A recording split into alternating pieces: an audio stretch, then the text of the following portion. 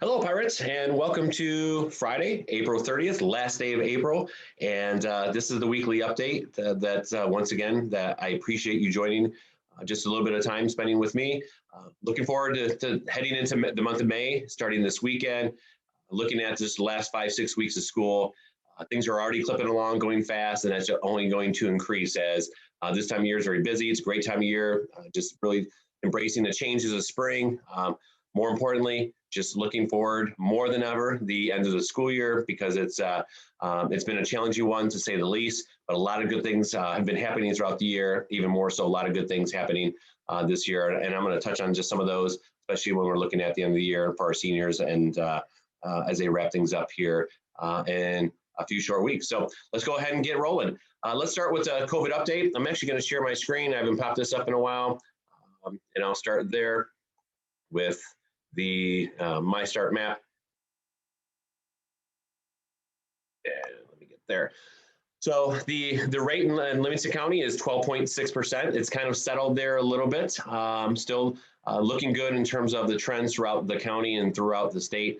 And this is the cases per million. So it's just really good to kind of get an overall view of what's been occurring.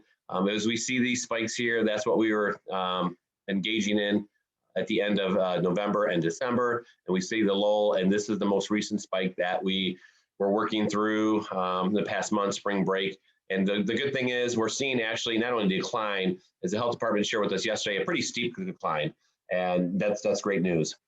And just listening to the news this morning, I even heard a doctor say they really truly believe that the worst is behind us, is with the number of vaccines and just where we're at currently, that this would be the last kind of surge we'd have to endure, and that things should progressively continue getting better. Obviously, there's no guarantees. We don't know if there's some kind of other variant that may pop up.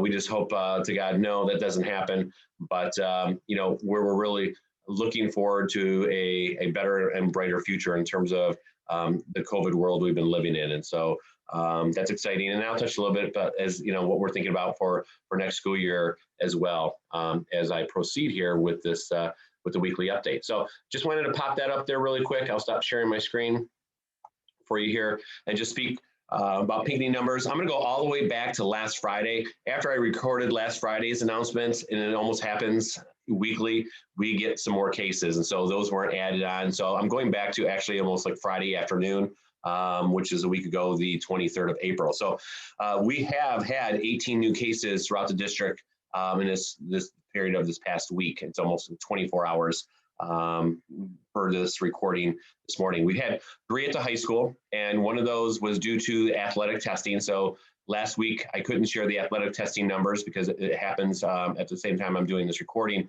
We had 1 positive case as a result of that. Still really, really low numbers from our athletic testing. So we had 3 at the high school this past week. The bump we had was that Pathfinder. Since last Friday, we've had 9 cases. We had 3 show up right after my recording last week, and then we had 6 from that period on throughout today. So that's 9 total. I can reinforce that what we're still seeing are family transmissions. We had 3 families really almost take the bulk of these in terms of these 9 Pathfinders. We're seeing just once again, as a family member, an adult getting sick and having COVID, and then it obviously making its way through. Most of these did not even require quarantines. And so that's the positive in this, is that we do have quarantine students throughout the district, 140 as of today. And given the high number of 18, that's actually relatively low. And when we had a big surge at the high school, we were up at about 20, we were well over 300 quarantines. And so the silver lining in some of this is that the quarantine numbers has actually been relatively low, comparatively speaking, in relation to the 18 cases across the district that we've had. We did have 5 at Navigator. 1 was a staff member. So we had 4 students, 1 staff member. We had 1 at Farley, and that was a staff member as well. So once again, 18. We're really seeing across the county, the kind of 10 to 14-year-old range is where we're seeing kind of the bulk. And we're seeing a lot of those students travel sports. Obviously, we're testing here for our high schools, but the travel sports, they're not really engaged in that process as much. So we're seeing the influx in there, along with with family situations. We have not had any indication due to our own contact tracing and reports from the health department that there's any been transmission here at school.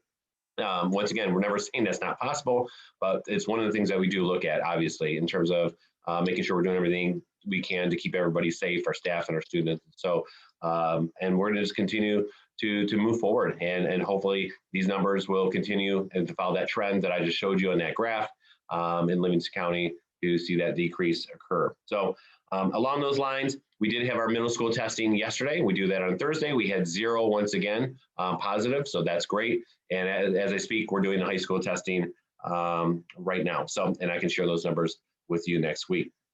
So along those lines, I want to talk about next year, and this is COVID related because I'm getting a lot of questions. There's a lot of things swirling out there. Call them rumors, call them just things that hearsay, and folks are asking me kind of 3 primary questions right now. So I just want to provide some clarifications for everybody because I've been making phone calls and sending emails to those who contact me directly. So I thought, hey, this would be something to kind of share with the whole school community as well.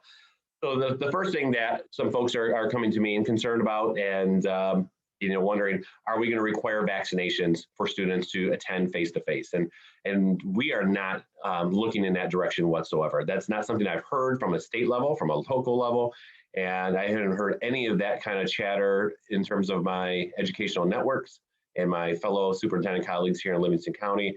And so there has been no talk on our part about requiring vaccinations. That's not a direction that we want to go, or we're planning on heading for face-to-face. So obviously, we do encourage vaccinations. We do believe that it's going to be kind of the key to opening things up.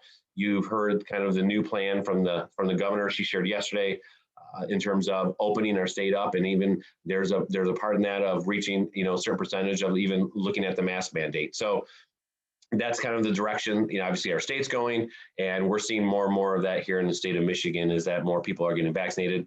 Once again, I can respect it's a personal choice for folks. I'm not going to tell you one way or another. All I know is that it does allow us to look at things differently when there's a bigger percentage of people who are vaccinated. And so also along those lines, looking at next school year, obviously 16-year-olds can get that. I've heard this morning, once again, they feel pretty confidently that in the very near future, 12-year-olds will be then added to that mix. And so, when we're looking at the next school year, really, how open the vaccinations will be to our age levels.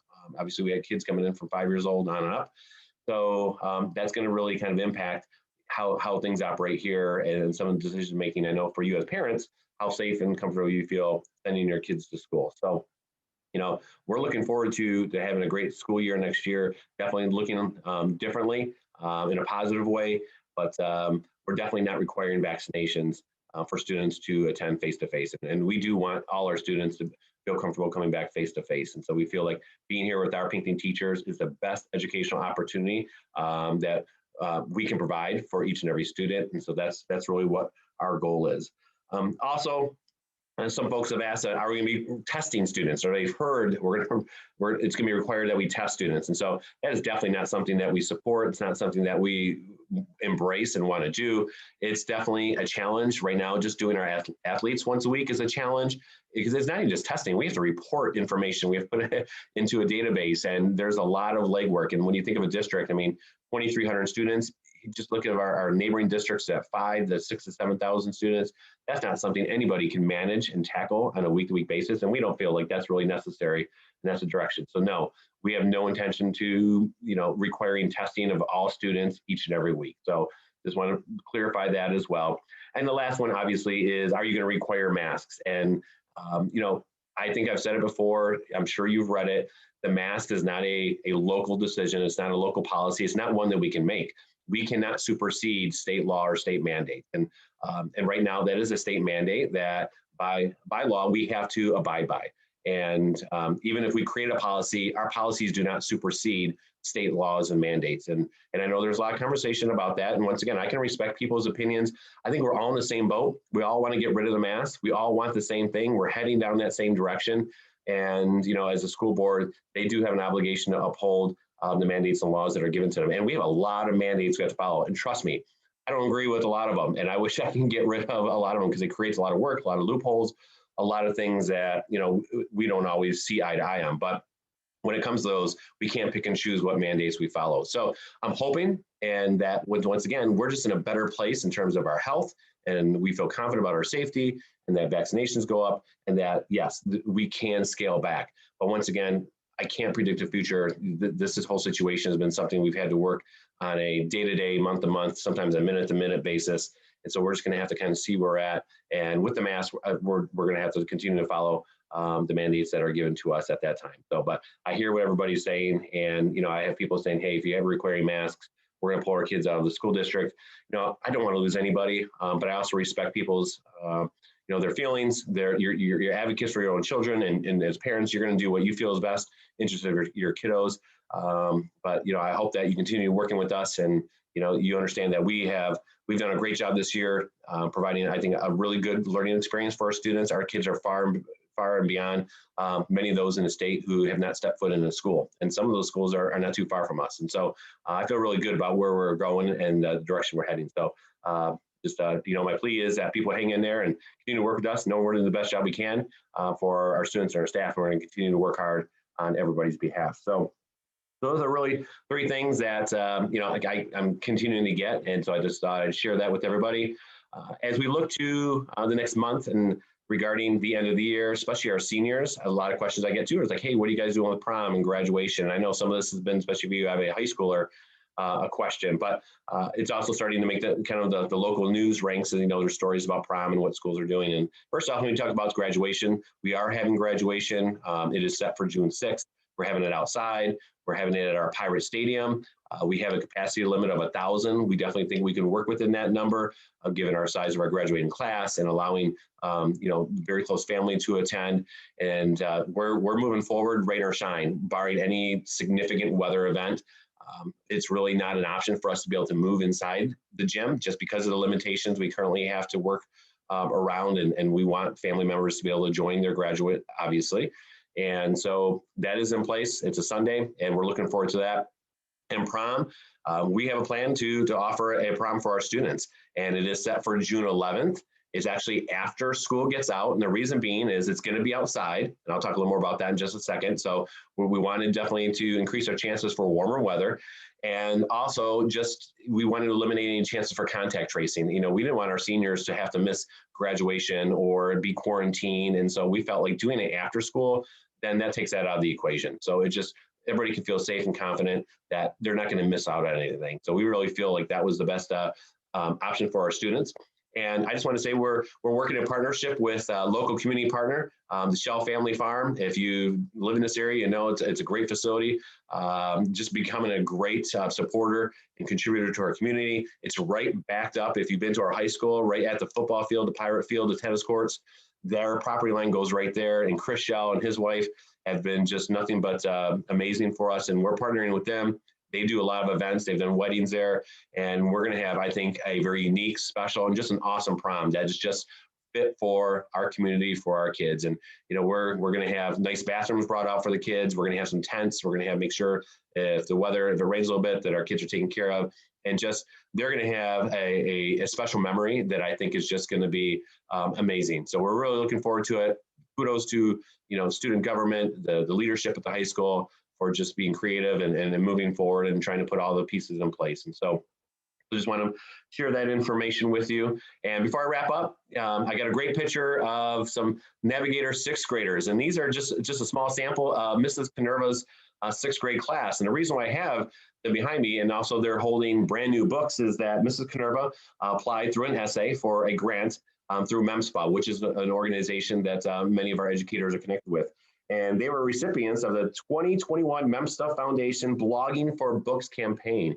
And because of Mrs. Canerva's hard work, they were awarded $300 to put forth increasing the classroom library. And so you can see those stacks of books there that were purchased through the $300 grant. And these students were extremely excited. So I just wanted to celebrate that. Just, these kiddos have done a fantastic job. And Mrs. Canerva, along with all of our teachers, have just continued to create an environment that our students are happy, they're learning. And as we can see, they're extremely excited to receive these new books. So kudos to them. Awesome. Just wanted to celebrate and honor them as well. So thank you once again for joining me. I appreciate it.